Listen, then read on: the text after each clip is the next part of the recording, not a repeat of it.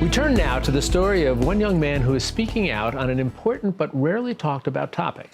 28-year-old Zeke Thomas, a music producer, DJ, and the son of basketball legend Isaiah Thomas, has recently gone public with revelations that he was raped, not once, but twice. First when he was just 12 years old, and then again in a separate incident last year. He is hoping that his painful admission will help other survivors, and he's partnered with the National Sexual Violence Resource Center and appears in a PSA aimed at removing the stigma felt by many male victims of sexual assault. My name is Zeke Thomas, and I am a survivor. If someone you know tells you their story, here are some examples of things you can say. Thank you for telling me. It was not your fault. You did nothing wrong. I am here for you. You are brave. You are never alone. How can I help? You are a survivor. Everyone heals in their own time and in their own way. The path isn't always a straight line, and you don't need to go it alone. And Zeke Thomas joins us now to talk about all this. Zeke, it's nice to meet you. It's a pleasure to meet you. Pleasure to be here. First question I think most people would have is, why have you chosen to go public with this and to talk about your own personal story? After going through therapy and meeting with other victims and other survivors, it was something that I wanted to share.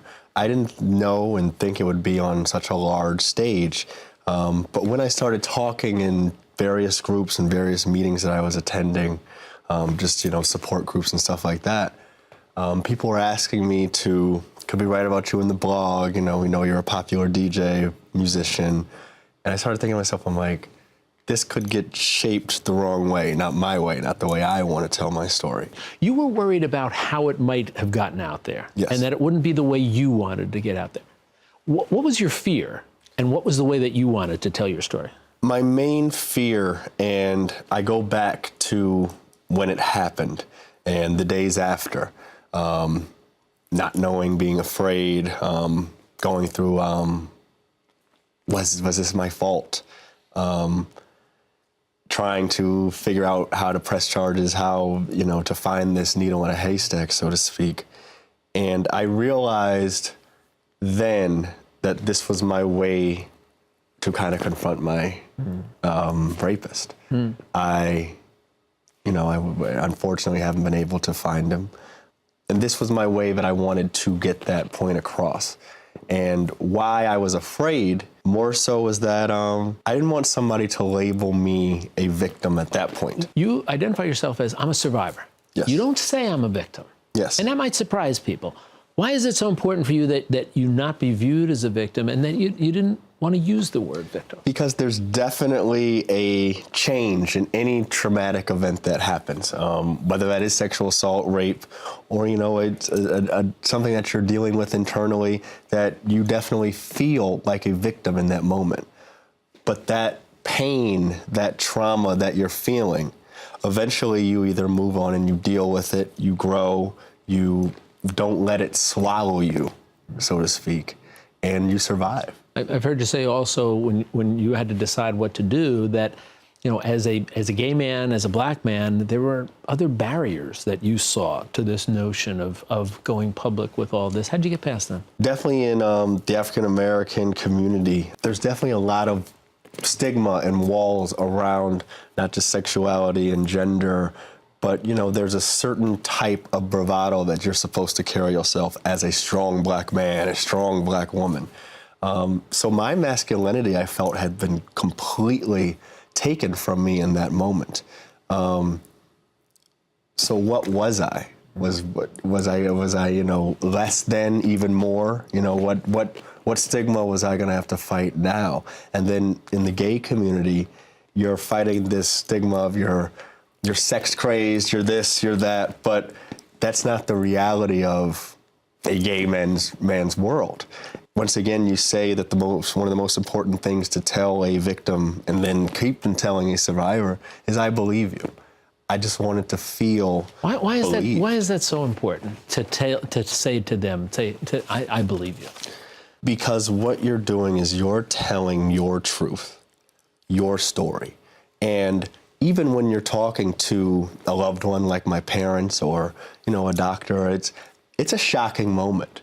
And it's not that you don't believe them or whatever. It's your first reaction is, whoa. And it might throw somebody off guard, you know, why don't you believe me? Or you're disrespecting my story, so to speak. And it's really, Or was you're it? not, Or why do you think it was my fault? yes, or why do you think it was my fault? Yes, that those questions that the ally needs answered aren't really what the victim survivor wants to tell and should tell. You mentioned your family, and we said in the introduction, your dad, very famous. What sort of trepidation did you have about telling this to your family, and how did your family react to it all? I believe it definitely impacted them, and still impacting them as I'm now speaking about it, and speaking about it in a form of trying to, you know, be an advocate for this.